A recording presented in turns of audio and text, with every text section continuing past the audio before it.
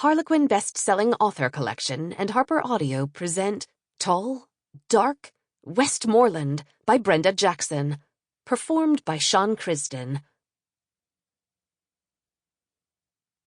Chapter 1.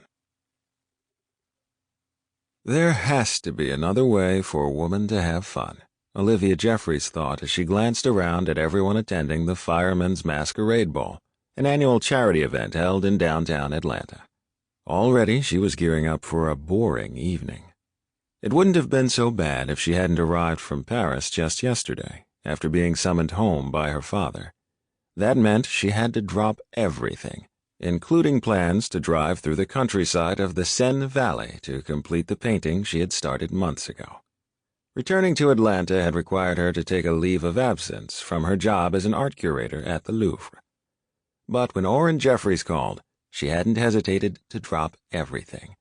After all, he was only the greatest dad in the entire world. He had wanted her home after making the decision to run for public office, saying it was important that she was there not only for his first fundraiser, but also for the duration of his campaign. There would be a number of functions he would need to attend, and he preferred not to go with any particular woman on a regular basis.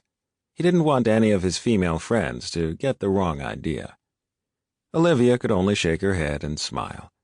Her divorced father had taken himself off the marriage block years ago.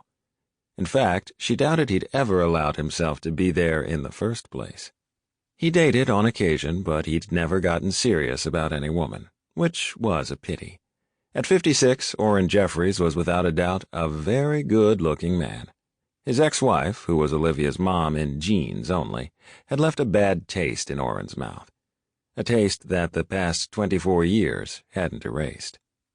Her two older brothers, Dwayne, who was 36, and Terrence, who was 34, had taken after her father in their good looks. And, as in the case of their father, the thought of marriage was the last thing on their minds. In a way, she followed in her dad's footsteps as well. Finding a husband was the last thing on hers. So there you had it. They were the swinging single Jeffries, although for the moment, nothing was swinging for her, Olivia thought. There were a few people at this ball who seemed to be having fun, but most, like her, were looking at their watches and wondering when proper etiquette dictated it would be okay to leave. Whoever had come up with the idea of everyone wearing masks had really been off their rocker. It made her feel like she was part of the Lone Ranger's posse.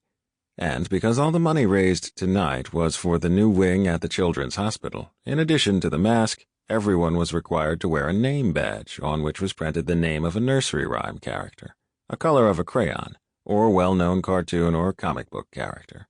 How creative. At least, the food was good. The first words out of her father's mouth when he'd seen her at the airport the day before had been, "You look too thin." She figured the least she could do was mosey on over to the buffet table and get herself something to eat. Hopefully, in a little while, she could split. Reginald Westmoreland watched the woman as she crossed the room, making her way over to the buffet table. He had been watching her for over 20 minutes now, racking his brain as to who she was. Mask or no mask, he recognized most of the women at the ball tonight. He knew almost every one of them because for years he had been immersed in the science of liptology. In other words, the first thing he noticed about a woman was her lips. He could recognize a woman by her lips alone, without even looking at any other facial feature. Most people wouldn't agree, but no two pairs of lips were the same.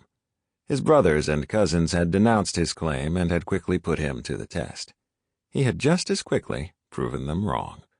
Whether you considered it a blessing or a curse, the bottom line was that he had the gift. And there were other things besides her lips that caught his attention, like her height. She had to be almost 6 feet tall. And then he was struck by the way she fit into her elegantly designed black and silver beaded dress, the way the material clung to her shapely curves. He had noticed several men approach her, but she had yet to dance with any of them. In fact, it seemed that she was brushing them off. Reginald smelled a challenge. "So, how's the campaign going, Reggie?" Reginald, known to all his family as Reggie, turned to look at his older brother, divorce attorney extraordinaire Jared Westmoreland. Just last week, Jared had made the national news owing Sample complete. Ready to continue?